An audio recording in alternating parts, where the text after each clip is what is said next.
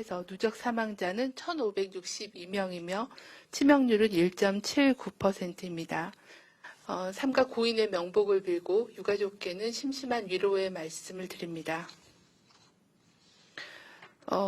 어제 국내 주요 발생 현황에 대해서 말씀드리겠습니다.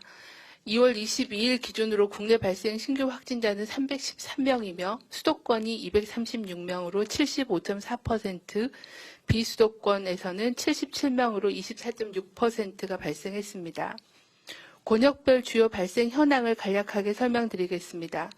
수도권은 어제 236명이 보고돼서 주간 일평균은 344명입니다. 서울 지역에서는 용산구 대학병원에서 환자 78명을 포함해서 218명이 보고되었고, 서울 송파구에서는 학원생 14명을 포함해서 학원에서 33명이 보고되었습니다. 경기도의 주요 집단 발병을 말씀드리면 김포시에서 일가족 13명이 신규로 보고되었으며, 남양주시 플라스틱 공장에서는 9명이 추가되어 종사자 129명을 포함한 171명이 보고되었습니다. 의정부시와 성남시에서는 춘무도장 관련해서 각각 12명 그리고 56명이 보고되어서 최근에 무도장과 콜라텍 관련된 집단 사례가 증가되고 있습니다. 성남시의 요양병원 관련해서도 55명, 그리고 용인시의 요양원 등 관련해서도 32명이 보고되었습니다. 다음은 충청권입니다. 충청권은 어제 15명이 보고되었고 주간 평균이 45.9명입니다. 충남 아산시의 난방기 공장 관련해서 2명이 추가되어 172명이 보고되었고, 신규로 충북 영동군에 있는 대학교에서 10명이 보고되어서 모두 외국인 유학생이 확진된 상황입니다. 호남권은 어제 11명이 보고돼서 주간 평균이 17명입니다. 주요 집단 사례를 말씀드리면 전북의 전주시에서 카페와 PC방에서 9명 정도의 집단 발병이 보고되었고, 완주군의 자동차 공장 관련해서도 종사자 8명을 포함해서 18명이 보고되었습니다. 다음은 경북권입니다. 경북권은 15명이 어제 보고돼서 주간 평균은 22명입니다. 주요 집단 발병 사례는 경북의 의성군에 있는 3개 가족과 의성군 온천 그리고 동호회가 관련돼서 62명까지 확진자가 보고된 상황입니다. 다음은 주간 발생 동향에 대해서 설명을 드리겠습니다. 국내 발생 확진자는 최근 일주간 일일 평균 454.6명으로 직전 일주보다는 101.4명, 28.7%가 증가하였습니다.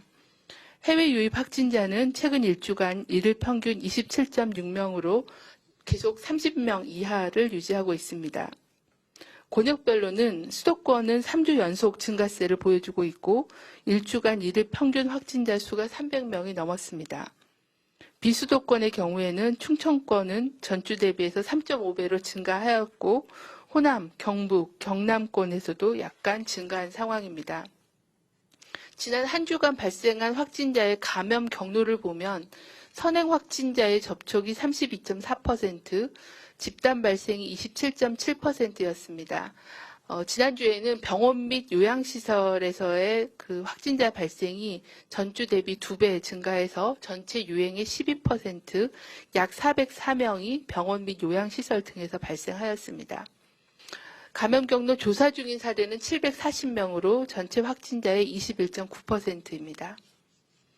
신규로 발생한 집단 발생 관련해서는 총 20건이 보고되었습니다. 가족 및 지인 모임이 6건으로 많았고 사업장도 5건이었습니다. 병원 및 요양시설이 3건, 그리고 다중이용시설도 식당, 온천 관련해서 3건, 그리고 학원 등 교육시설에서 2건, 그리고 종교시설도 1건 보고되었습니다.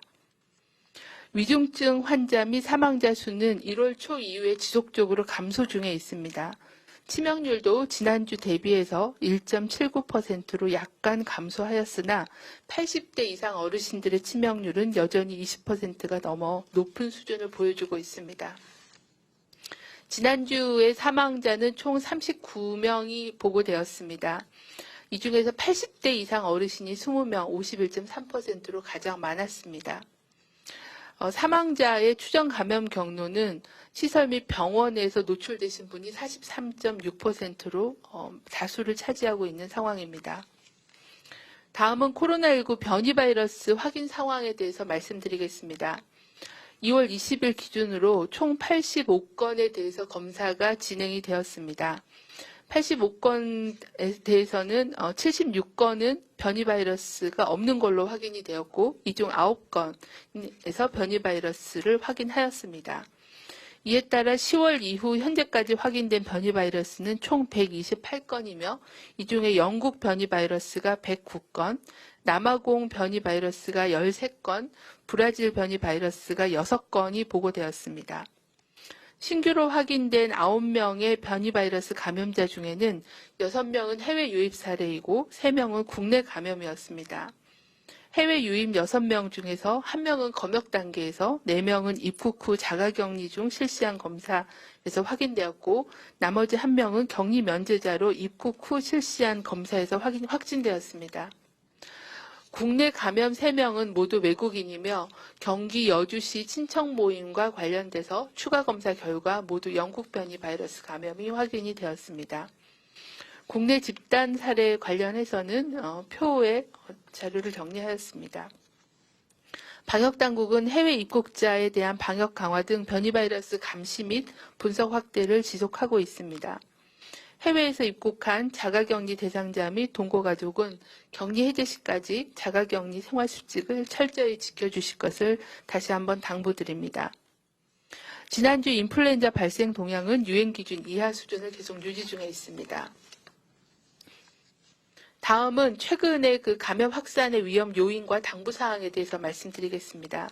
첫 번째 위험 요인은 사업장 및 의료기관을 통한 집단 발생이 지속적으로 증가하고 있는 위험입니다. 최근 제조업 그리고 육가공업 등의 사업장과 의료기관에서의 집단 발생이 증가 추세에 있습니다. 특히 산업단지 내에서 집단 감염이 신규로 발생하였고 의료기관의 경우는 간병인, 환자, 가족 등으로 인한 지역사회 전파로 이어지고 있습니다.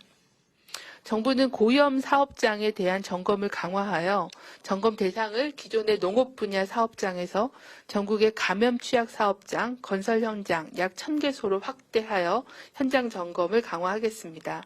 또한 1:1 비대면 실태 점검 등을 추진하고 외국인 근로자에 대한 방역 관리도 실시하도록 하겠습니다. 각 사업장에서는 방역 관리자를 지정하시고 유증상자에 대한 조치, 소독, 환기 등 방역 지침 준수를 철저히 해주시기를 바라고 특히 기숙사 등 집단 생활을 하는 근로자, 특히 외국인 근로자의 경우에는 유증상 시 즉시 검사를 받을 수 있도록 독려해 주시기를 요청을 드립니다.